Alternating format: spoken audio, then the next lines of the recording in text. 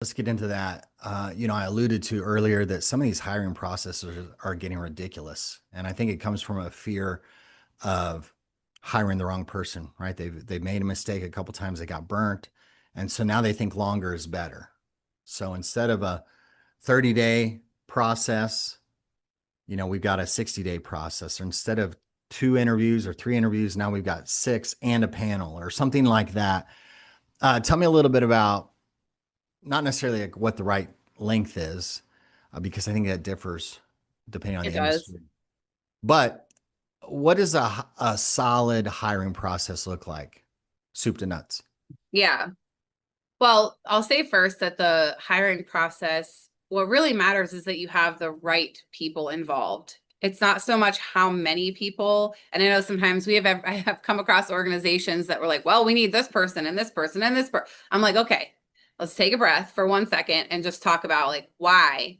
So if you're at a company that they feel like a lot of people need to be involved, I understand there's internal politics sometimes. Maybe you can't be this direct, but the general idea is that you're asking why. Why does this person need to be involved? And genuinely understanding why that person needs to be involved, and then almost helping the other person come to the conclusion of, maybe they don't need to be involved, right? And so starting there with who needs to be involved and deciding how you're going to decide before you even move forward.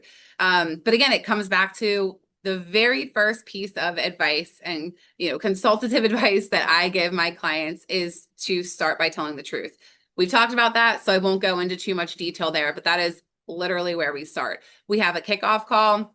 We come together to really understand not only the position, but the company, the dynamics of the team. What do you currently have and what is missing? So you're looking at now, okay, what gaps can we fill? You don't really need to replicate your top performer. They're a top performer for a reason. We can look at some of the same competencies, but we need to also figure out where else we can fill in the gap so we have a well-rounded type of team with people with different skills that can do different things.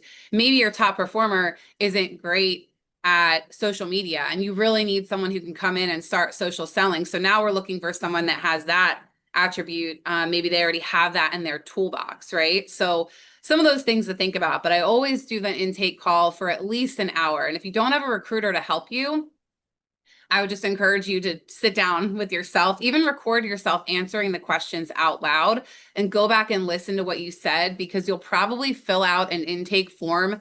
If you were just to type or, write, you'll probably fill it out a little bit differently than if you were just having a natural conversation with someone. That's why I do it out loud with my clients, because they'll say things they don't even realize they're saying, but I just heard it and it's going to be the perfect thing for me to put in their job ad, or the perfect little tidbit for me to be able to tell a candidate that makes them really unique. And so that's some of the first beginning stages of how we're putting together the sales hiring process. So from there, then you take all of those notes and turn them into a job ad.